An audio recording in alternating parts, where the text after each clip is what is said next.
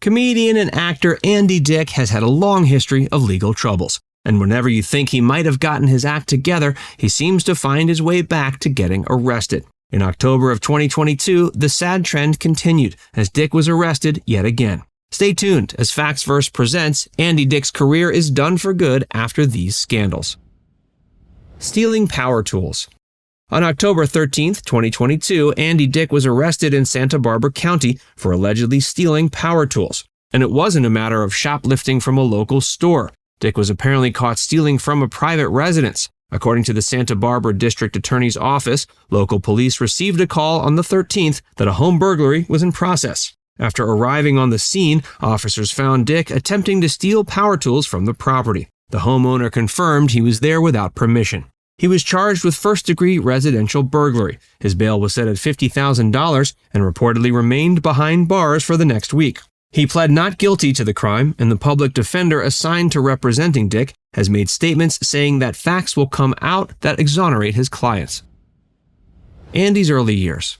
Andy Dick has been a performing comedian for decades. When he graduated from high school in 1985, he immediately joined the Second City comedy troupe and began to quickly develop his comedic persona as well as his stand-up and improv skills. He was part of the Second City school and troupe for much of the latter half of that decade. Yet, interestingly, the theater doesn't list him as being one of their prominent alums. Perhaps this is due to all the legal troubles he's had over the years.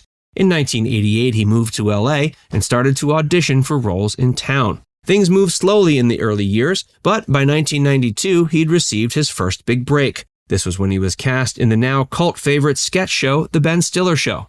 It was a brief but seminal show on MTV, filled with big-name creators like Stiller and Judd Apatow, as well as now legendary performers like Janeane Garofalo and Bob Odenkirk. Sadly, the show only lasted 13 episodes. Yet the popularity of the show around Hollywood made it so that Dick was now a known comedic entity in town. He spent the next couple years appearing in a variety of films and TV shows, including another Ben Stiller creation, Reality Bites. On TV, he had small roles on The Nanny, Get Smart, and on Late Night via The Late Show with David Letterman. His next big break came when he was cast as a regular on the sitcom NewsRadio on NBC.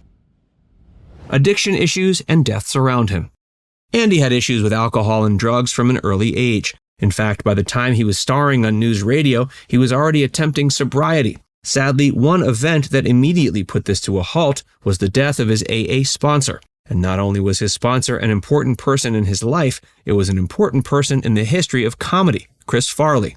When Farley died of an overdose in December of 1997, it was a devastating blow to the world of comedy and entertainment, as well as to Andy personally. As a result, he started using again. And almost immediately, this behavior started a domino effect of tragedy. Dick attended a party at the house of legendary performer Phil Hartman. Phil was a longtime SNL vet who co-starred on NewsRadio with Dick. Hartman's wife Bryn was at the party and, like Dick and Farley, was a longtime addict, but she'd been sober for 10 years at that point. Perhaps taking a cue from Dick's newfound drug use, Bryn decided that night to do cocaine, and in fact, she got high on cocaine that Dick provided for her. This set off a chain reaction for Bryn that tragically led her to murder her husband and commit suicide 5 months later. She was reportedly high on cocaine when she committed those acts as well.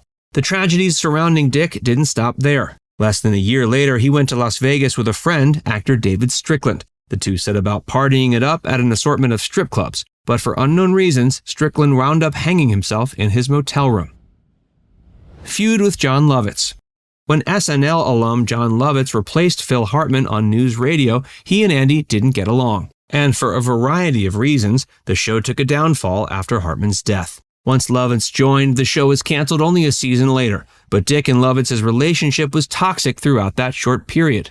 According to Lovitz, Dick approached him as they were filming one of the final episodes of the season and told him he shouldn't be there. Lovitz countered by saying to Dick that it was his fault he was there in the first place. He pointed to the fact that Dick gave Bryn Hartman the cocaine that got her off the wagon, and that ultimately led to her heinous crimes against her husband and herself.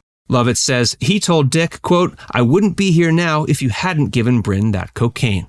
The feud didn't end there. At one point, Dick apparently threatened Lovitz in a way, telling the comedian he was putting what he called the Phil Hartman hex on him. That meant Lovitz was going to be the next comedian from that era to die. Lovitz later relayed that while he was shocked at the statement and was tempted to punch Dick in the face, he resisted. But in 2007, they had an altercation at the legendary Laugh Factory in LA. The bar's owner reportedly had to get security to break the two up as Lovitz smashed Dick's head into the railing of the bar. When Lovitz was later asked about it, he admitted to losing his temper. He said that when he ran into Dick, he was expecting an apology about the Hartman-Hex comment. At first, Dick claimed not to know what he was talking about. But then Dick apparently copped to having said it, but blamed it on the fact that Lovitz had publicly blamed him for Phil Hartman's death. Apparently, he then asked Lovitz to be in his next movie. This was all too much for Lovitz, who decided to get violent with Dick until security broke it up. His many legal troubles. It didn't take long for Dick to begin getting into legal troubles following the deaths of Farley and Hartman. His drug and alcohol usage ramped up, and in 1999 he was arrested for felony cocaine possession, as well as 2 misdemeanors related to cannabis possession. This happened after he wrapped his car around a telephone pole in May of that year. Dick got the charges dropped after agreeing to do a drug diversion program for a year and a half. The next decade or so saw relatively few major issues in his life, at least as it pertains to drug and alcohol abuse. He stayed clean enough to create and star in The Andy Dick Show on MTV.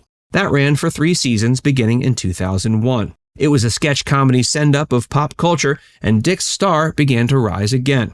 But sadly, his troubles with the law and his bad behavior ticked right back up. In 2004, he was arrested for indecent exposure. It happened after he mooned several people eating in a McDonald's. And while it might seem overkill to arrest someone for what is basically a kid's prank, it was the beginning of some troubling behavior in that realm for Andy. In 2005, he was one of the performers at the Comedy Central roast of Pamela Anderson. Dick, seemingly intoxicated, grabbed Anderson's breasts as he made a joke about breast augmentation. At the same event, he also attempted to touch Courtney Love, but she quickly retaliated and slapped his face. He also mimed oral sex on Pamela Anderson's husband at the time, Tommy Lee. It was truly a regrettable night for Dick and those around him. But this wasn't a one-time thing for Andy. While on Jimmy Kimmel Live 2 years later, he groped the leg of Ivanka Trump. This caused his removal from the show. Further issues. Dick continued to have issues with the law and with drug and alcohol abuse. In 2008, he was standing outside of Buffalo Wild Wings and pulled down the shirt and bra of a 17-year-old. For that, he was arrested for sexual battery and drug possession. He didn't serve jail time, however, as his sentence was reduced to a misdemeanor and he was given probation for 3 years. But he was back at it the years following. He groped a couple of people in a bar in Virginia in 2010 and was arrested for sexual abuse. Somehow he again managed to avoid jail time and ended up back in a drug diversion program. And in 2011, he was involved in a variety of inappropriate behaviors. He reportedly stalked and groped several porn actors at the AVN Awards, and he exposed himself at the Newport Film Festival. He even went off on an anti-Semitic rant against radio host Howard Stern. And recent years have brought even more incidents from Dick, including being arrested for felony sexual battery last year and being arrested for hitting his boyfriend with a bottle in 2021. Now it's time to hear from you. Do you think the fact that Andy has gotten off easy over the years has contributed to him acting more inappropriately? Let us know in the comment section below. And before you go, make sure you give this video a like and subscribe to Factsverse if you haven't already. Click the bell icon to stay updated on all our latest content.